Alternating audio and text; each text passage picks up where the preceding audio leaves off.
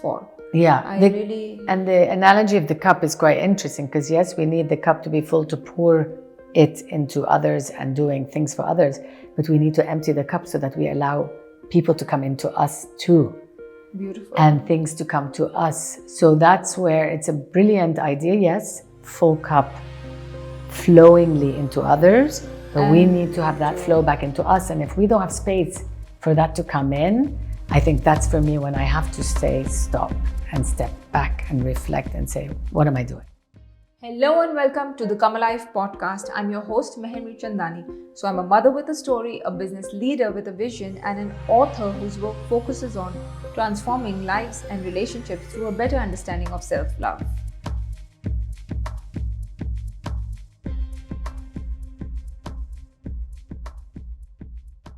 So today I have with me someone very special, and I know I say this for all my guests, but she is very special. She is the founder of Baby Arabia and a visionary who is an advocate for highlighting and driving the importance of multiple languages in nursery, schools, and the day-to-day application in home life. She is also a seasoned public speaker with 20 years of expertise across language, learning, culture, and embracement of mother tongue. She helps in educating local and global communities on how culture can be embraced through the knowledge of languages. Combining language and culture has two primary benefits. It builds rapport and breaks down barriers. She is a proud member and fellow of Vital Voices Growth, a Hillary Clinton initiative. She won first place at the Roya 2014 award in recognition of innovative business and commercial planning. So please welcome Nadia Wehbe on my show today. Welcome Nadia. Thank you for being here. I so appreciate your time. Thank you, Meher. Thanks for having me. So tell us a little bit about Baby Arabia, how it started and your journey.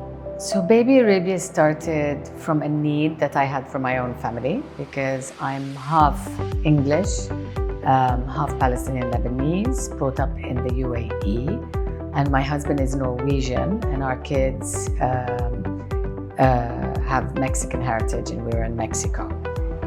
So I was very aware that I wanted them to encompass all languages, and I knew that it wouldn't just happen naturally.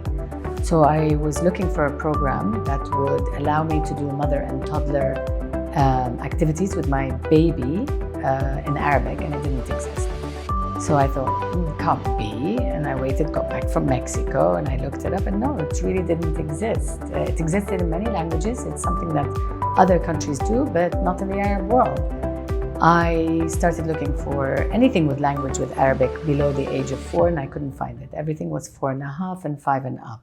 And it was completely considered about learning language. And what I wanted was about living language, living my mother. Well, it's not my mother tongue, both English and Arabic. English is my mother tongue, but Arabic is too. And it wasn't there. So I decided to create the program.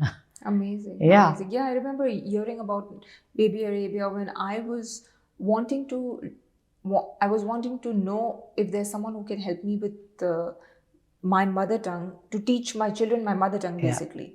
Because I was again speaking in English. Not Hindi. The kids were, not Hindi. And though my husband has always spoken in Sindhi with them. Yeah. But we were always hoping that they would get back to us in that language, but it never happened. Even today, they understand, but they don't speak. Yeah, but there's so many reasons for that. So what we do is, and through our we call it our language journey consultation. And what we do is we show you what is the science behind language and why are they not answering you. They're not choosing not to answer you. They're not saying we don't like it. They're just not having enough exposure in that language. And so we give you tips. It's really not that hard.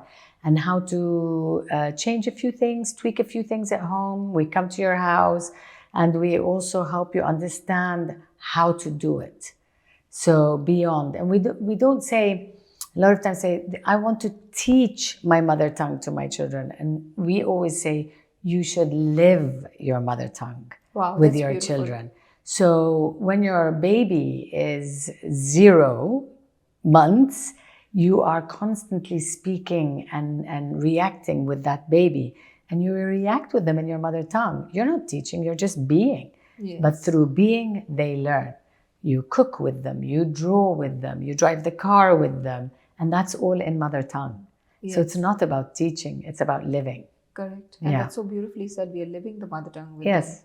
And that they need to realize and know, I think, because my husband always feels that when will be that day that they will speak our mother tongue and he'll be so happy. Yeah. So, Yeah, it is. It's very frustrating for people. And I think being in such a multicultural environment like we are in the UAE, which we are blessed to have because we meet people from all over the world, but it's an English-centric city. And we have to accept that.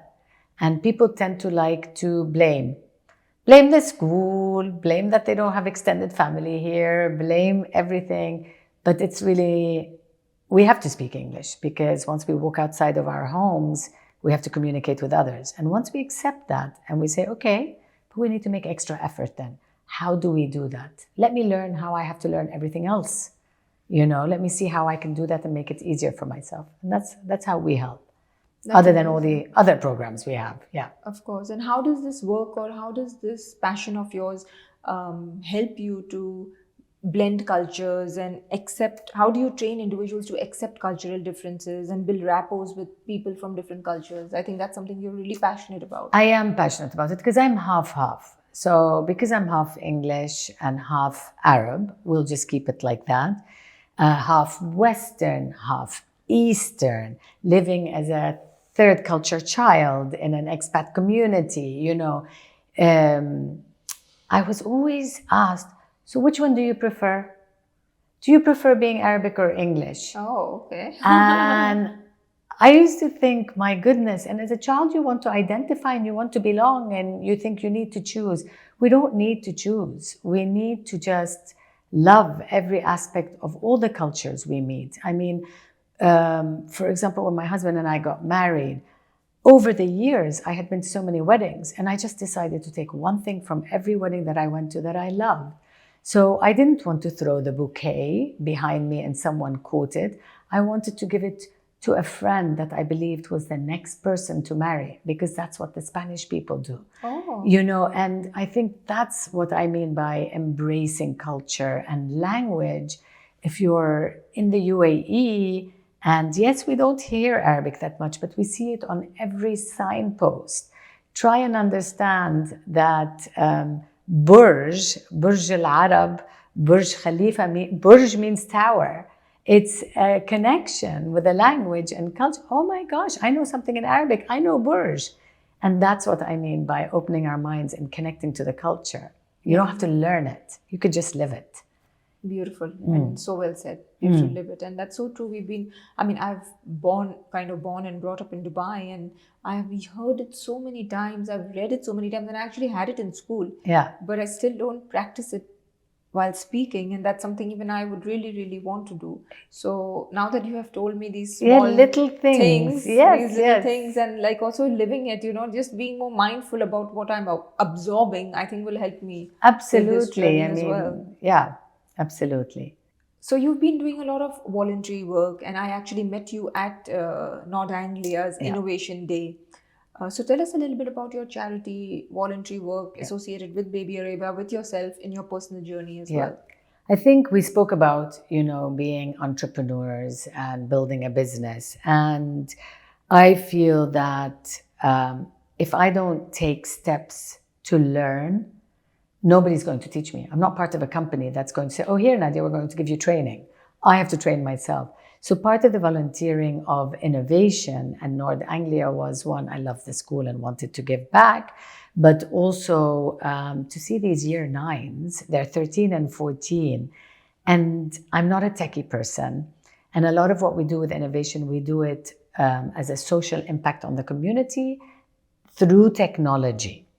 So I just said, okay, I will learn how to do that, because the lady who was doing it before had connected with me through Ru'ya, which I had won, and she had asked me for help to help her win 2 years after me.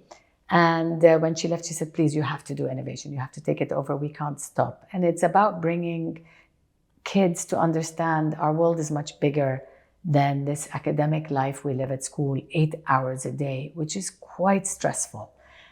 So we bring in business people like yourself as mentors. We show them why they need to help the community. We give them a challenge. I learn every time. I bet you learned from one of the mentors, one of the children on there, or all of them. Absolutely. And that gives me a huge kick. It's a real adrenaline pusher for me because I learn. I love bringing in mentors who are giving up their time and then they leave after being there all day and saying thank you to me for taking them a day away from their work. And the kids teach us so much. And we're giving back to the community. And that's important for me. We live in a community, we need to give back. These kids need to learn to give back. And they don't necessarily know how. We need to show them how. Correct. Yeah. I agree. It's all by modeling, the way we model things, the way we are. That's how we can empower other people to be who they are meant to be, I feel. Yeah. And I think the other volunteering work that I did for charity, it's also children and helping children. I can naturally publicly speak. I do public speaking for work and for many things. So to be able to publicly speak and talk about helping these charities and having our network here and bringing children who can go to hospitals here because you have the network and you can help, that keeps me going. It's just these children who need the help end up helping us. And us, by helping others, we are helping ourselves. And that keeps us. That's why I volunteer. It's a selfish reason, actually. I agree. It's really selfish. It makes me happy. I think it's a selfless and a selfish reason. Yes. I feel it's like both. They go hand in hand. They go hand in hand. And I think a lot of people fear volunteering because they think, when I used to help with the PCRF, I used to tell people, you don't have to give up your life by helping. You do what you're good at, and that person does what that they're good at. And together, we get the whole pie. Yeah. Not one person has to give the whole pie. Correct. And that helps people to be able to volunteer. Correct. Yeah. Oh, that's beautiful, I think. Yeah. So let's get a little bit deeper. What has been the most challenging part of your journey as an entrepreneur? I think as an entrepreneur, it's getting caught up in the idea of what other people expect of you and what other businesses, how success is defined. I think there's the fear, the insecurity of self, not believing in myself. I came up with a very innovative program. It was actually beyond its time. And I didn't even believe it. People were saying, oh, wow. And I was like, no, this is nothing. It was something. And I should have allowed that. I should have allowed that to resonate more, with myself, having confidence and creating a network group that gave me that confidence. Because when you run your own business, you don't have many people to go to. No, you're the head of the... We feel alone. You feel quite lonely. Yeah. And that got me down for a while. Who to talk to, how to talk to people, how to ask. I'm not very good to ask for help. I learned how to ask for help. Asking for help doesn't mean anyone has to go out of their way. It's just you create what I said, the mastermind group, and having other people in business help, You mentioned the YPO, I think. So one of my very good friends was a part of the YPO. And really, I would listen to what they were doing within their community. And I thought, I need that. I need that for me. So I recreated that on a smaller scale. And through the Vital Voices fellowship, and this is why I tell people, go out and find what you can participate in that will help you. They gave me a coach from LA. Wow.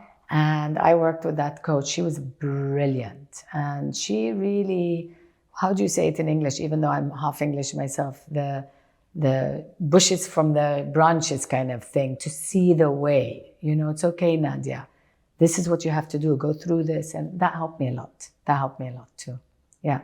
So the way to overcome challenges is to ask for help, of course, and also join network groups of similar minded or similar business type. Create your tribe. make sure you have people around you who are there to support you. There's enough people who want to bring you down. You don't need them too close. You can keep them afar. Yeah. Make sure you have your tribe so that you know your journey is going the way you want it. And if you are scared, which you do get scared, if you fear something or if you lose an opportunity, go to your tribe and talk about it. Yeah. Work through the network. That's amazing. And I think it always helps. Like I mentioned before, I'm part of EO, YPO. And initially when I joined the family business 10 years ago, I only knew fashion. I didn't know how real estate works. I didn't know how warehousing works. I had to unlearn and relearn some things because I was in the fashion business for the first 15 years of my life.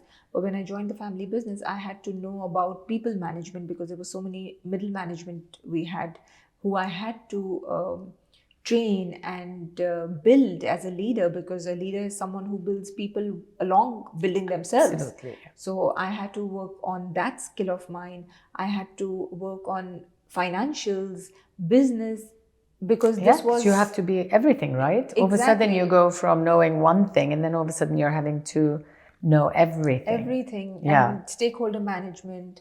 And so I had to really, really learn. I needed experience. I needed a tribe where I could understand how a business of this scale could work, because I had a business that was like run by me. So it was a smaller business in nature. Yeah. But when I joined EO, also around 9 years ago, I learned so much from that. And you also feel, I think, very confident because you have someone to speak to. Yes.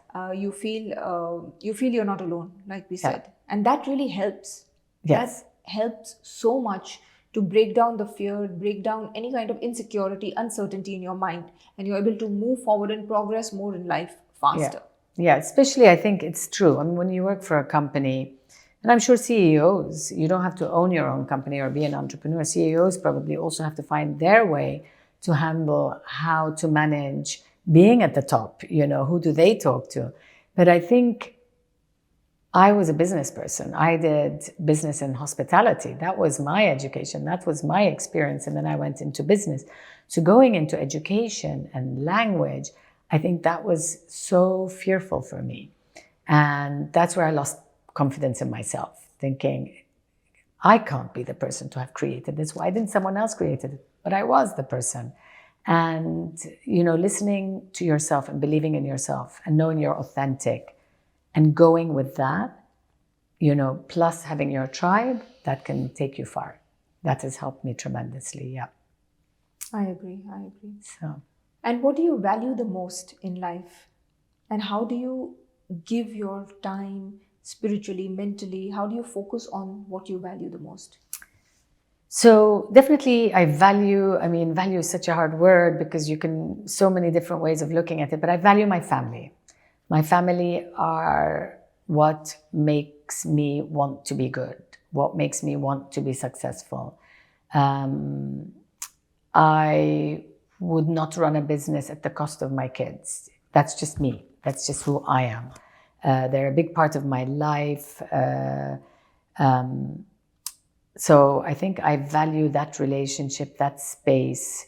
But what I try to do is bring them into my work life. I value that we live among other people, that we are not alone, that the world is big and we need to all work together to make it a good place. But first and foremost, yes, my family, I would say. That's the people who keep me going and who I want to be successful for, which I hope then helps in the bigger space. Absolutely. Yeah. Absolutely.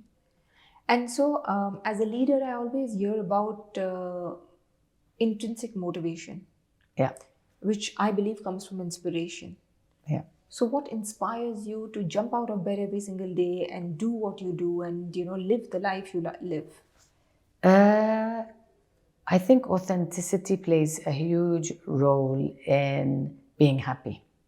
I think once you're true to yourself and you know what makes you tick and click and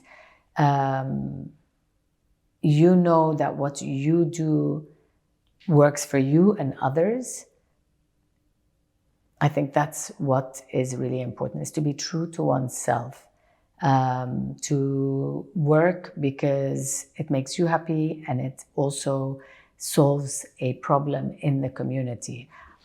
I'm much more into the social impact of society. You know, I would never run an IT business, or I would never be a person for a fund or a bank, you know.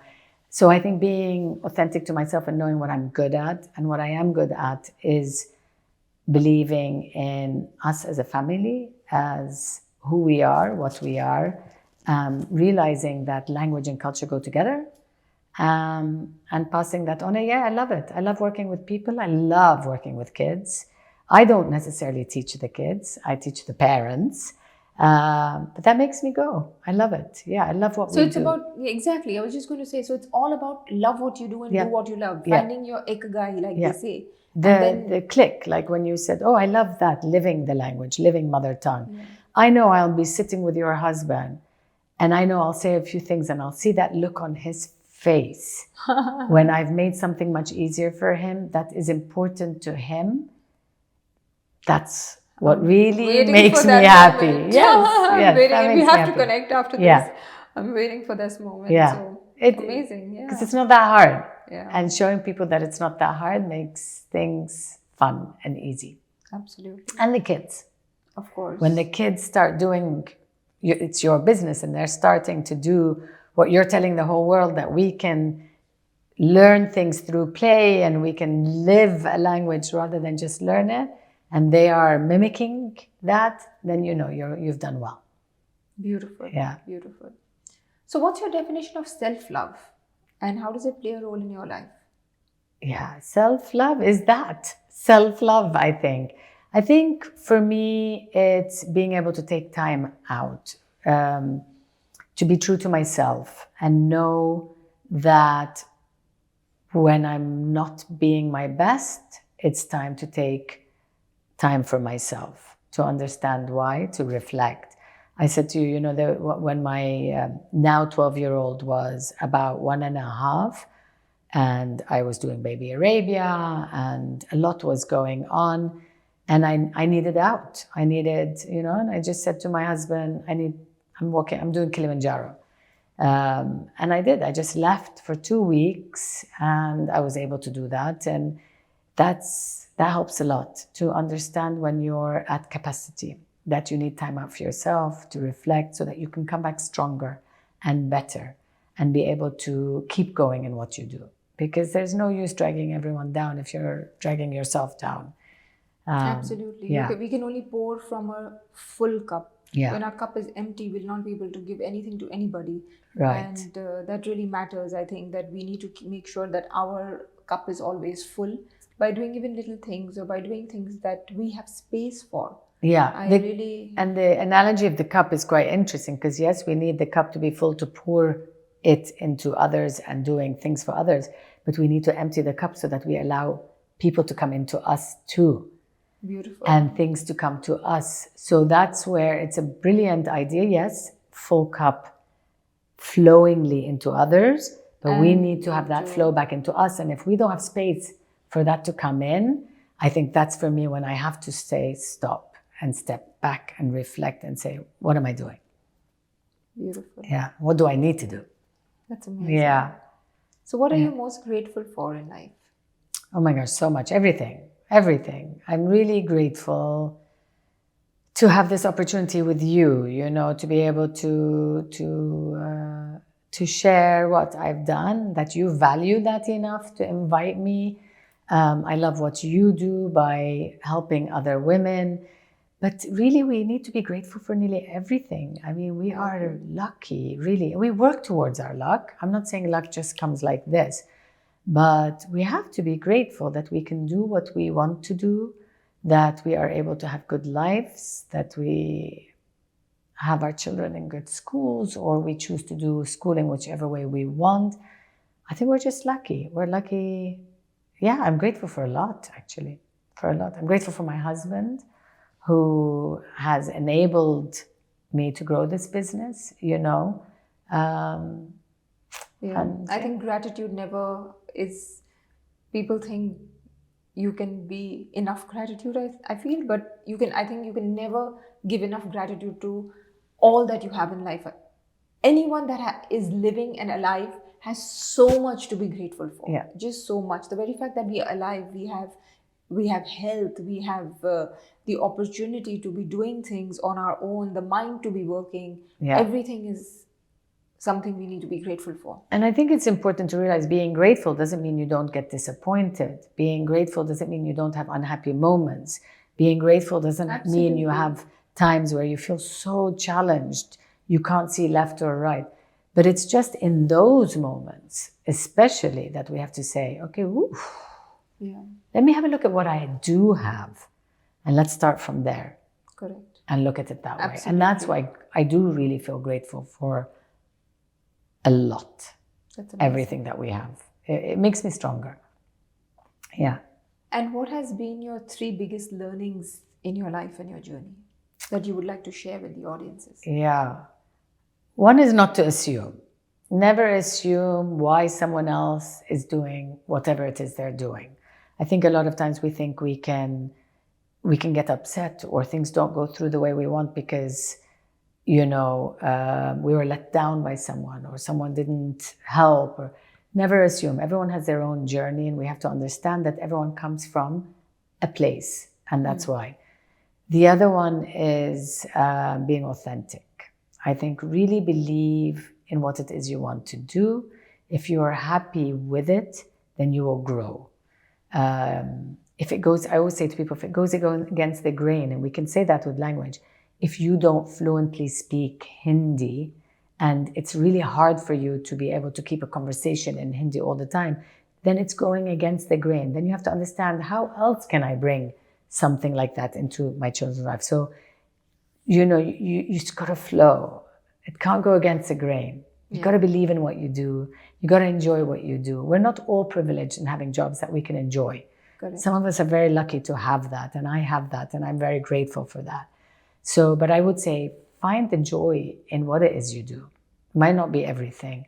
And the third one is self-love. Allow yourself to know that you're okay, you're not perfect, that you're good, you're really good. You can't be everything to everyone. Absolutely. So to allow yourself that space that I am who I am, I'm good enough, and through me being good enough, I hope I pass on that other people can be good also for themselves and for the others. I love it. Yeah. It's about everything that you said is so, so important in human growth. Yeah. So being 50, over 50, I have to bring that in, does help. That journey of trial and error, and but learning from that too, the cycle of life. Yes. If you have a pattern and that same pattern keeps happening, if it's a good pattern, keep it. But if it's not a good pattern, try to let go. Be aware. Yes. Why? Yeah. Yeah. So this brings me to, what is that one thing you would like to let go of? At this phase in your life? I want to let go of a lot of things. I want to let go of eating crisps, because it's not good for me. I think that idea of perfection, to understand that everyone has their own perfect. My perfect is good for me. I have to understand that I am who I am, and I can only be as perfect as I can be. And perfection doesn't exist, and it does exist. You can be your own perfect self. And if that perfect self is not good enough for others, then you need to accept that. I think I'm a little bit hard on myself, and I need everything to be perfect for it to work. And I would say to others, you don't need everything to be perfect for it to work.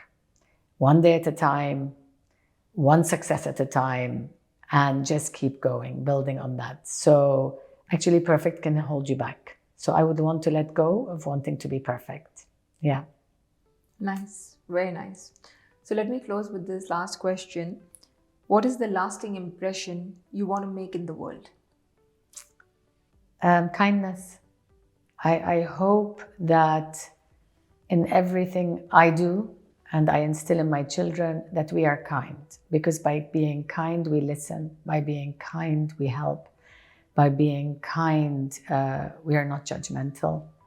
I absolutely think kindness. And I think when we ask children, not what will you do when you grow up, how kind will you be when you grow up? How kind can you be? I think kindness answers a lot of things. Kind. That's beautiful. Yeah. And I think by just being that kind to everyone who we meet, we are modeling that for everybody else in the world. Yeah. Yeah. I just feel even that has a ripple effect. The more kind we are to ourselves first, and then to others around us, we create that ripple effect and allow other people to learn and be kind as well. Well, you know that saying, kill them with kindness.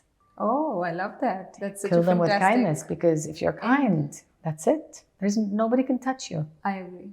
I Yeah, so agree. so- And I use this empathy, compassion, and kindness. I think Yes. it goes so much together. I use this in my daily life. I use this in my work. I use this on my emails to stakeholders, suppliers, people who have not paid me. I still am kind. I Yes. don't believe in anger. I don't think that is going to serve anybody or any kind of relationships. Yes. So let's end the show with this beautiful quote: kill them with kindness. Kill them with kindness. It works. It works. Thank you so much, Thank you, Nadia. Thank you Meher. for all your time. Thank you for the wonderful work you're doing, the impact you're creating, and I'm entirely grateful. Thank you for having me. I've really enjoyed this. Thank you. Thank you for watching this episode of the Come Alive podcast. I hope you enjoyed the show as much I loved being here with Nadia. Leave us a like, comment, hit the notification bell, share it with whoever needs to hear it, and come back for more. See you soon. Lots of love.